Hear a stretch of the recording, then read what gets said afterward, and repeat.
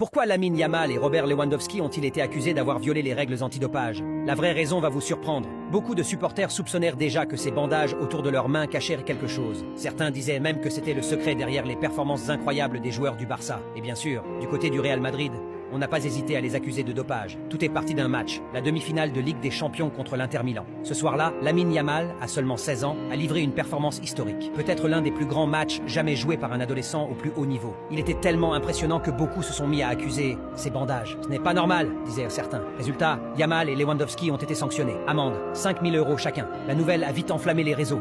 Immédiatement, les rumeurs ont explosé.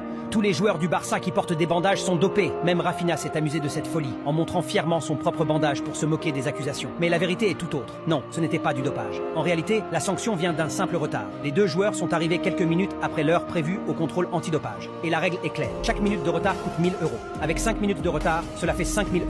Une somme énorme pour nous, mais qui pour eux équivaut à 20 centimes. Alors non, les bandages ne sont pas un produit miracle. Ce sont simplement des protections, comme beaucoup de footballeurs en portent. Mais cette histoire montre bien une chose. Parfois, une simple rumeur peut prendre plus de place que la vérité elle-même.